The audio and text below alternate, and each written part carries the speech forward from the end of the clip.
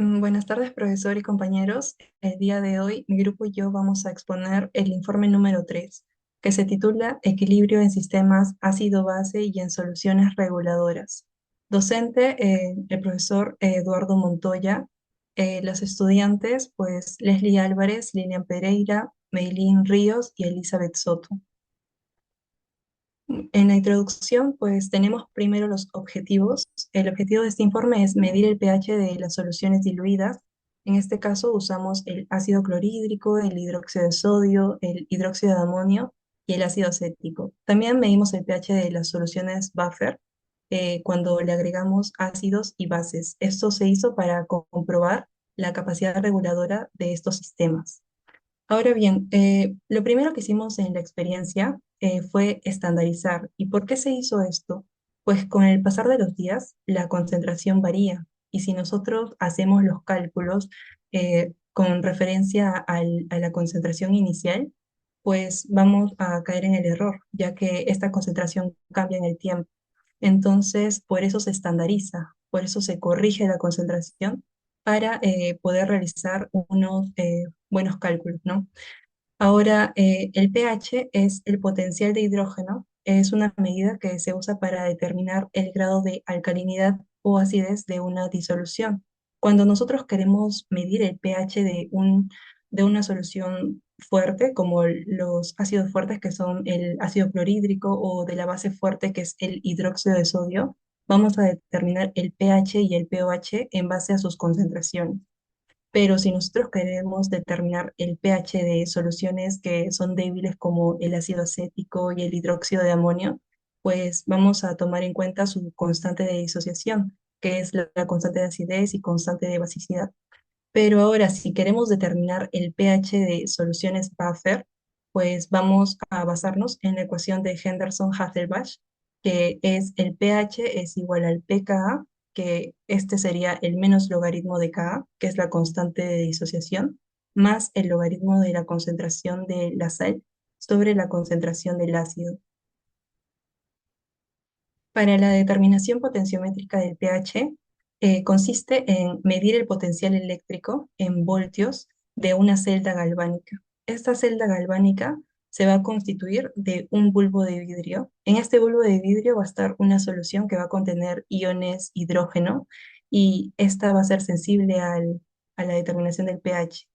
Esta solución, cabe resaltar que no se relaciona directamente, o sea, no es que choca en esta solución problema, sino que está separada por este bulbo de vidrio. De igual manera, esta solución interna está separada de esta otra solución externa, que es de cloruro de potasio, en la cual también vamos a encontrar un electrodo que va a ser de plata con cloruro de plata.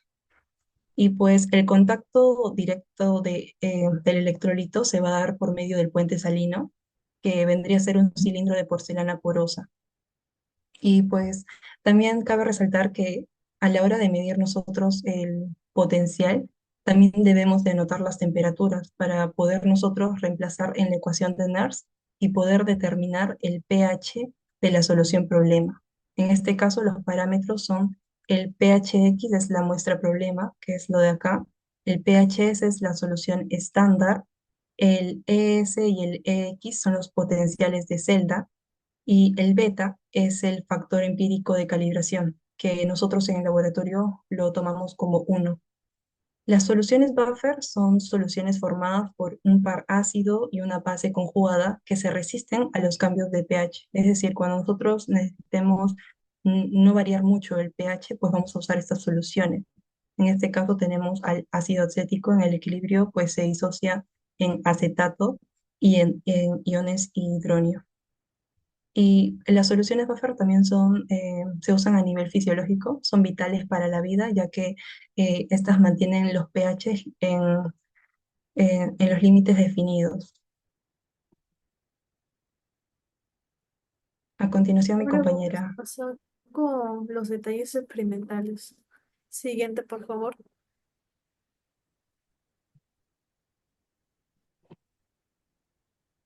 Vamos a tener en los materiales el medidor pH con el electrodo combinado, las fiolas, las buretas, los vasos los Erlenmeyer correspondientes, ¿no? En la parte de los reactivos vamos a tener las soluciones reguladoras que van a ser pHs de 4, 7 y 12, ácido acético, hidróxido de amonio, cloruro de amonio, acetato de sodio, fenolacteína, rojo de metilo, que van a ser indicadores, ácido clorhídrico, hidróxido de sodio y cristalato de potasio. Siguiente, por favor. Ante todo, en el trabajo presente se indicó que la correcta esterilización del pH del potencial, ya. Vamos a acordar por partes, Leslie. Lidia, ¿se puede? Continúa. Vamos a empezar de nuevo. Esa parte se corta. Ya en el presente, en el trabajo experimental se inició con la correcta esterilización del potenciómetro calibrado en 3 puntos del pH. Vamos a tener ácido, neutro y básico, limpiando el electrodo entre cada lectura con agua destilada y trozos de papel para garantizar mediciones precisas, ¿no? A continuación prepararon y valorizaron soluciones patrones. Primero se tituló con bictorlato de potasio con hidróxido de sodio, determinando la normalidad corregida de esta última, ¿no? Luego esa misma, se usó hidróxido de sodio, ¿sí? Estalinizando, que sirvió para titular ácido clorhídrico y así se obtuvo la concentración real. Con la solución del hidróxido de sodio ya caracterizada, se valoró ácido acético, 0,1 normal, midiendo el pH tras adiciones graduadas de titulantes e incrementos decrecientes próximos al punto de equivalencia que vamos a tener. Siguiente, por favor.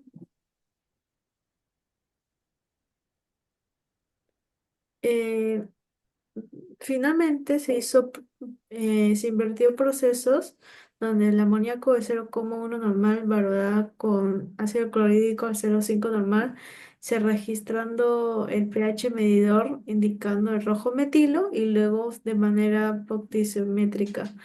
Asimismo, se vio con el rojo de metilo, el ácido clorhídrico y la fenolftaleína, el hidróxido de sodio.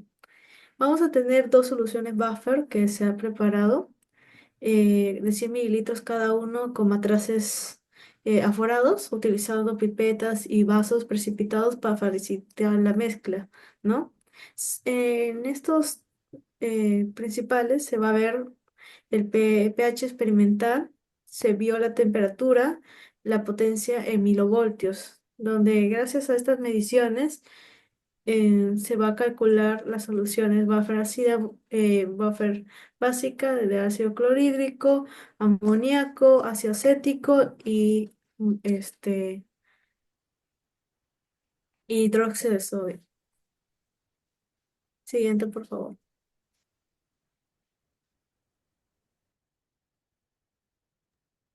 Bueno, ahora continuamos con las tablas de datos, datos que han sido encontrados de manera experimental en el laboratorio de Físico-Química 2.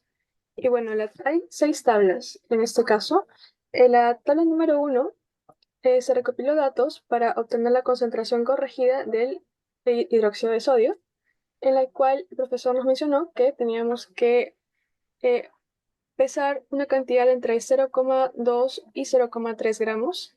En este caso hemos pesado 0,2068 gramos de bifidalato de potasio. Sabemos que la normalidad teórica del hidróxido de sodio es 0,1.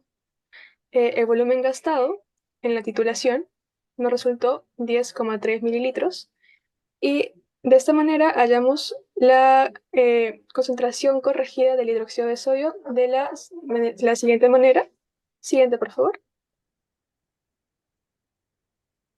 Eh, la normalidad del hidróxido de sodio se calculó porque sabemos que la reacción del hidróxido de sodio más el bifidalato de potasio es una reacción de 1 a 1. Entonces, los equivalentes de biftalato de potasio son exactamente iguales a los equivalentes de hidróxido de sodio.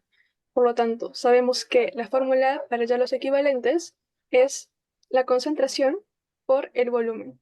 En este caso, el volumen gastado, ¿no?, de hidróxido de sodio y el volumen gastado teórico del biftalato de potasio. Tenemos que, queremos hallar la concentración del hidróxido de sodio, entonces esto por el volumen gastado, que es 10,0,3 mililitros, es igual a 0,1 normal, que es la concentración del biftalato de potasio, por 10 mililitros, que se supone que a esa cantidad, a ese volumen, es que debe reaccionar el hidróxido de sodio con biftalato de potasio. Debe haber un cambio de coloración, en este caso a un rosado bastante ligerito, indicando también porque hemos usado el indicador de fenolftaleína.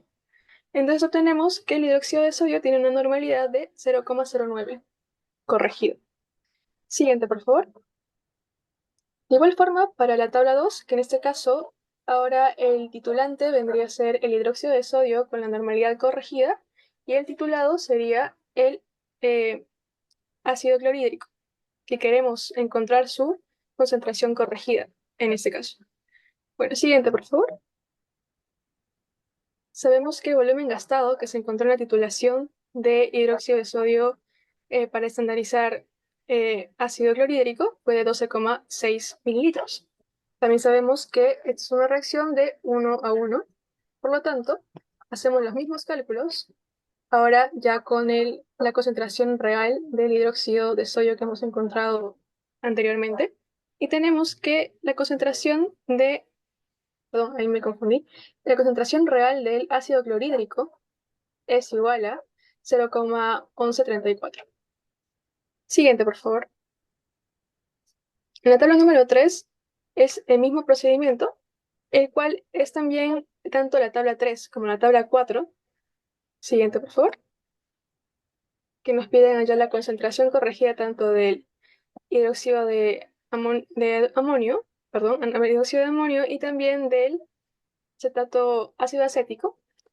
En ambos casos, el punto 1, en este caso el punto A, es el que nos pide hallar estas concentraciones corregidas, por lo cual lo veremos más adelante.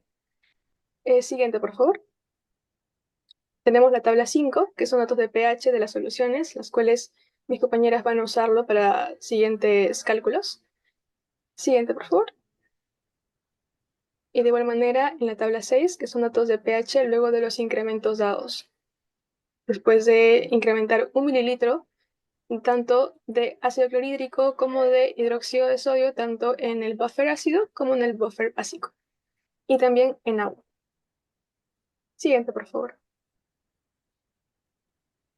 Los cálculos.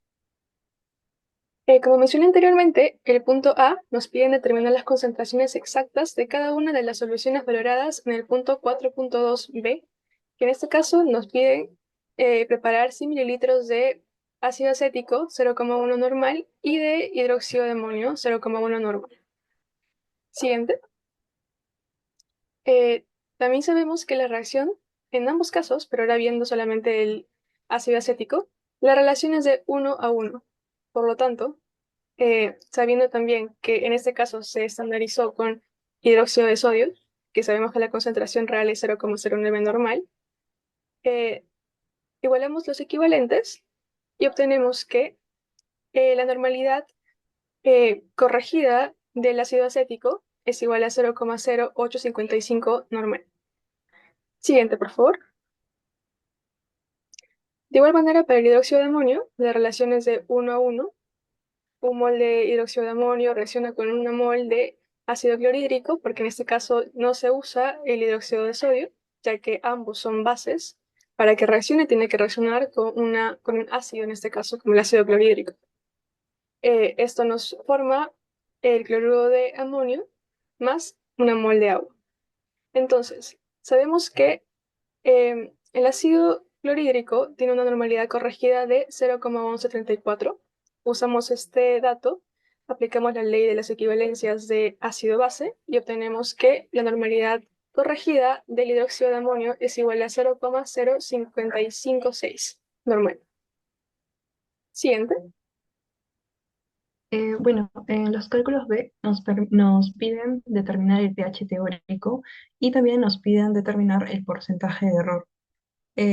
Bueno, acá tenemos al ácido clorhídrico y al hidróxido de sodio. Para determinar el pH teórico, cuando nos piden el pH de soluciones fuertes, en este caso al ácido fuerte que es el ácido clorhídrico y la base fuerte que es el hidróxido de sodio, para determinar el pH se determina mediante sus concentraciones. Entonces, para el ácido clorhídrico, el pH es igual al menos logaritmo de la concentración del ácido clorhídrico. Acá vamos a poner la concentración corregida que determinó mi compañera Lilian y pues el pH nos da de 0,95. Ahora, para determinar el porcentaje de error, este pH que calculamos fue el teórico. El experimental fue el que determinamos en el laboratorio mediante los potenciales y que reemplazamos en la ecuación de Nernst. Entonces, el valor teórico menos el valor experimental sobre el valor teórico por 100% nos da un porcentaje de error del 7,37% y es por exceso porque nuestro valor experimental nos salió mayor que el valor teórico calculado acá. Ahora, lo mismo sucede con el hidróxido de sodio. Como es una base fuerte, su pOH se determina con las concentraciones. El pOH va a ser igual al menos logaritmo de la concentración corregida del hidróxido de sodio, que fue de 0,09, y el pOH nos va a dar 1,05. Ahora, lo que nosotros queremos es el pH para determinar el porcentaje de error. Lo que hacemos es que el pOH más el pH sabemos que suma 14, entonces por diferencia el pH nos da 12,95. Para determinar el porcentaje de error, este valor de pH teórico le vamos a restar nuestro valor experimental calculado, como lo mencioné antes, mediante los potenciales en la ecuación de Nernst, y nos da el porcentaje de error de 2,79%. Y es por defecto porque nuestro valor experimental es menor que el valor teórico. Ahora, nos pide calcular el pH para el ácido acético y para el hidróxido de amonio. Para el ácido acético e hidróxido de amonio, como son soluciones débiles, este es un ácido débil, esta es una base débil, pues se determina la concentración de los iones hidrógeno y de los iones hidróxido mediante las constantes de disociación.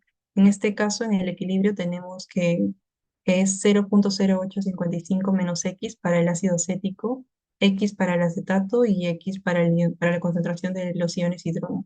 Entonces, mediante la constante de acidez, que sabemos que la constante de acidez teóricamente del ácido acético es 1,8 por 10 a la menos 5, vamos a determinar la concentración de los iones hidrógeno. Y esto nos va a dar 1,23 por 10 a la menos 3. Ahora, reemplazando esto en la fórmula del pH, que es menos logaritmo de la concentración de los iones hidrógeno, nos va a dar un pH de 2,91. Y este sería nuestro pH teórico. Determinando el porcentaje de error de 2,91 menos nuestro valor experimental, que es 2,97 sobre 2,91 por 100%, nos va a dar un porcentaje de error del 2,06% por exceso, porque nuestro valor experimental es mayor que el valor teórico. Ahora, lo mismo sucede la base débil.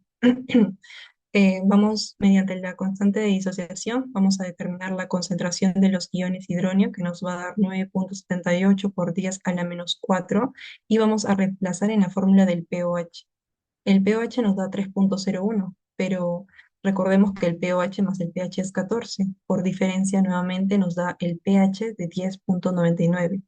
El porcentaje de error sería de 8,19% por defecto, porque nuestro pH experimental va a ser menor que el teórico. Ahora determinamos el pH de las soluciones buffer. Recordamos lo que dijimos al inicio, para el cálculo de las soluciones buffer, tanto ácido como básico, utilizábamos la ecuación de Henderson-Hasselbalch, que es con las concentraciones de sal sobre concentración de ácido. Para determinar la concentración, en este caso del ácido acético, vamos a determinarlo a través del número de moles sobre volumen. pero el número de moles es masa en gramos sobre masa molar, manteniéndose el volumen. Y esta masa la vamos a reemplazar por la densidad, densidad por volumen sobre, esto queda igual, masa molar sobre volumen. Reemplazamos y la concentración del ácido acético nos da de 0,099 normal. Y la concentración del acetato de sodio nos da de 0,1 normal. Entonces, reemplazando en la ecuación del pH, nos da 4,74. Comparando con nuestro valor experimental, pues nos da 0,42% por defecto, porque nuestro valor experimental nos salió menor al valor teórico calculado ahora.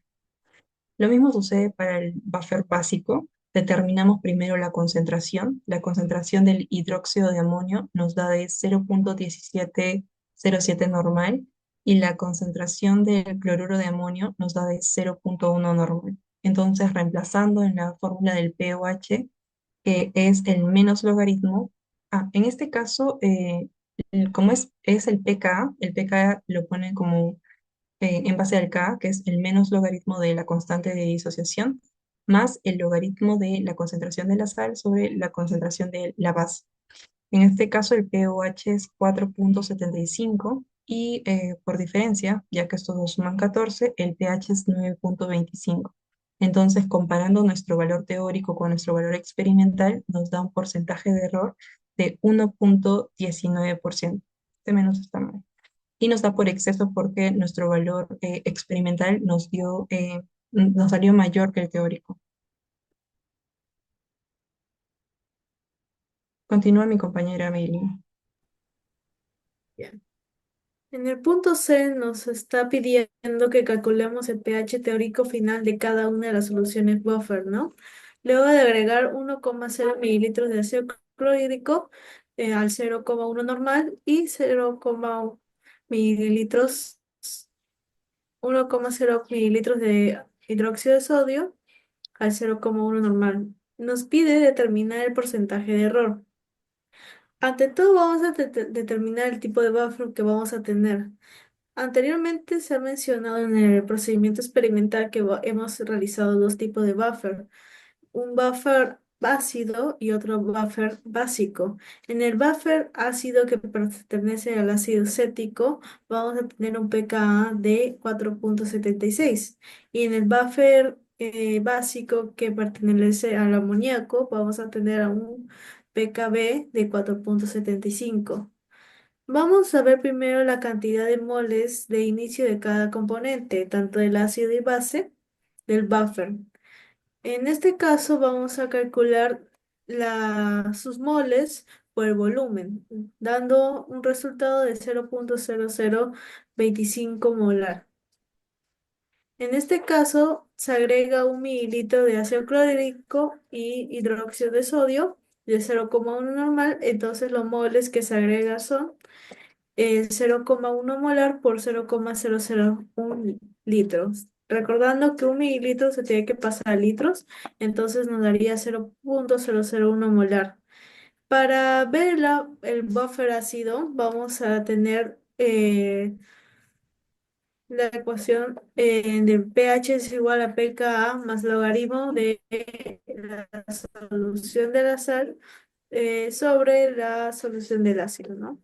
Vamos a ver el HCl del ácido acético, del ácido clorhídrico, del ácido acético, que es el ácido, vamos a hacer la sumatoria del 0,0025 más 0,001 molar, nos daría un resultado de 0,0626 molar. Entonces, el ácido acético del sal, y vamos a tener un 0,0025 menos la resta de 0,001 igualando a 0,0024 mol. Vamos a tener que el pH teórico va a ser igual a 0,076 más logaritmo sobre ambos moldes que hemos hallado, nos daría un resultado de 4,73. Ahora viendo de hidróxido de sodio, vamos a hacer el mismo procedimiento, solo que va a ser al revés. Entonces significa que el ácido clorhídrico, el ácido acético va a tener 0,0028 mol Y en el caso de la sal va a tener 0.0026 mol. Vamos a hacer el mismo procedimiento y nos daría 4.79. Y eso usando también para el buffer básico, pero en este caso va a ser del pOH. Continuando, por favor, siguiente diapositiva. Ahora del ácido clorhídrico y del hidróxido de sodio vamos a ver el amoníaco, en este caso del ácido clorhídrico, la base y la sal, donde la base se va a restar y la sal se va a sumar, dando un resultado de la base 0.0024 mol y de la sal 0.0026 mol.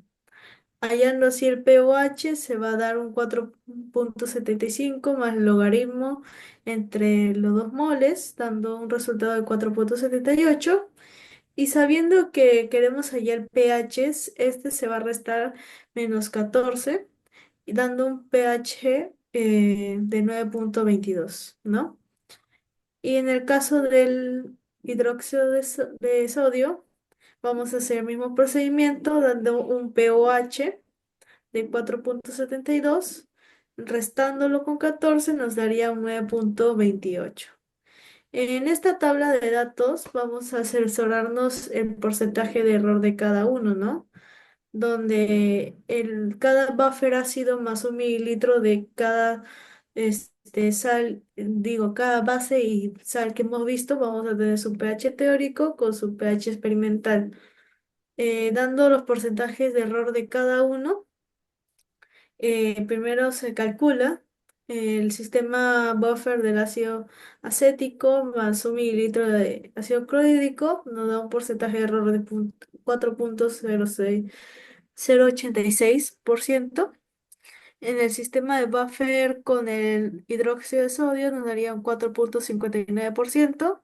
En el sistema de buffer de ácido clorhídrico con el amoníaco 1.19%. Y finalizando con el hidróxido de sodio 1.72. Siguiente, por favor.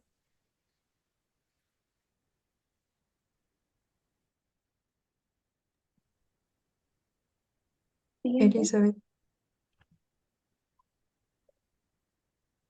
Bueno, a continuación presentaré la discusión de resultado basada en la comparación entre valores teóricos y experimentales obtenidos en la práctica de valoraciones civiles. Primero, en el caso del ácido clorhídrico y el dióxido de sodio, que son electrolitos fuertes, se espera una disociación completa. Por eso, el pH teórico se calcula directamente a partir de la concentración. Se observaron errores de -7,37% para el ácido clorhídrico y de 2,79% para el hidróxido de sodio.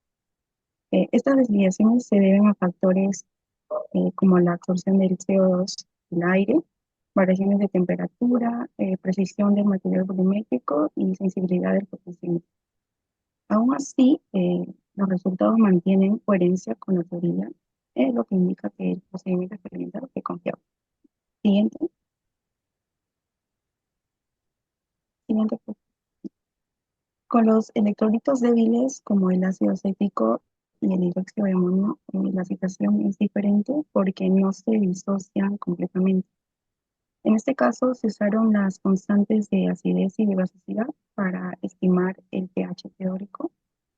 El ácido acético tuvo un error bajo de -2,06%, pero el hidróxido de amonio mostró un error mayor de 8,19% debido probablemente a su volatilidad, ya que el amoníaco se puede evaporar alterando la medición del pH.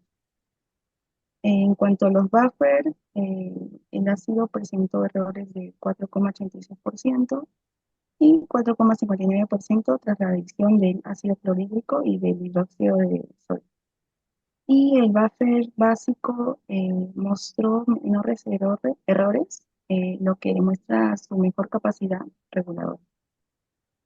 En contraste con lo mencionado, el agua desionizada amortiguó los cambios, donde su pH varió bruscamente de 2,48 a 12,04, evidenciando que los buffers y la utilidad de la ecuación de Henderson-Hasselbalch para poder predecir este comportamiento, ¿no? Siguiente.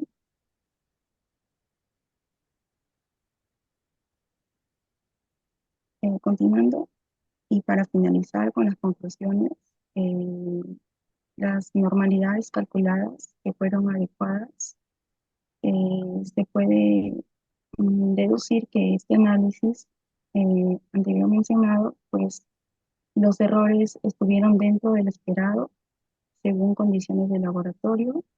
Eh, Se comprobó que entre la relación de la teoría sin base y los resultados experimentales, la diferencia, pues esta diferencia es mínima, ¿no? Y los sistemas buffers confirmaron su capacidad para resistir los cambios del pH, a diferencia del agua pura, ¿no? En conjunto, y para finalizar, la práctica validó tanto los conceptos teóricos como las metodologías aplicadas, y cumpliendo con los objetivos predichos, ¿no? En esta práctica. Gracias.